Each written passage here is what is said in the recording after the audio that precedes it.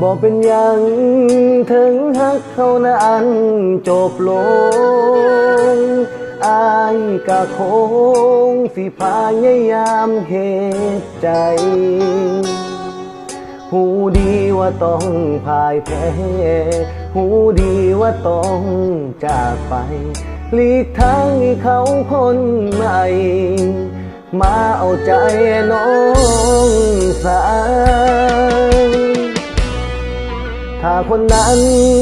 เขาฮักน้องจริงอีหลีอายคนนี้ก็ยินดีทุกเวลา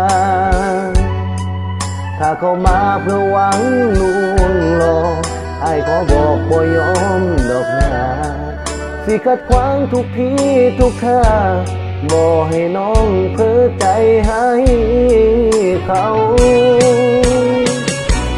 ยอมรับว่าหากน้องหลายหมดใจลีถึงหากเขานี้บ่มีวันดีคือเก่าคุณบ่ถึงบ่ได้ครอบครองได้หักน้องสำนี้ก็เอาสิขออยู่ห่างๆน้องเจ้าย่านเขาเฮ็ดให้น้องเสียใจไอ้คนพ่ายแพ้ยาแก้ก็คือทำใจถึงสิเจ็บหลายบ่พอตายบ่พอตายขอเพียงเจ้ามีความสุขอายที่ยอมแบกทุกข์เอาไว้ตราบใดมีลมหายใจยินดีตายแทนน้องเสมอ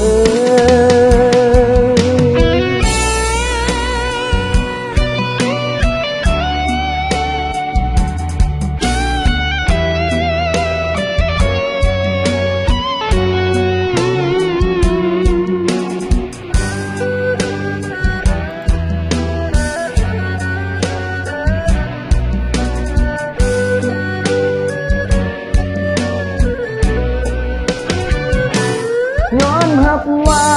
หากน้องหลายเบิดใจลีถึงหากเขานี้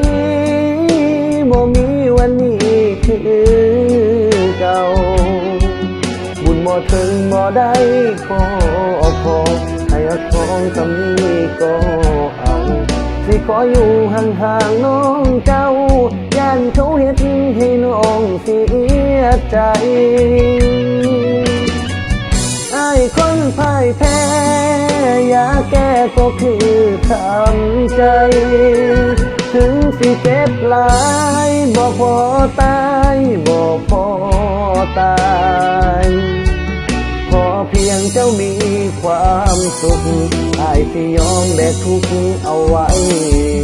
ตราบใดมีลมหายใจ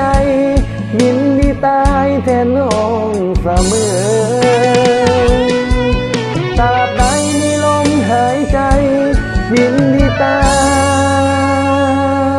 ยเพื่อน้องเสมอ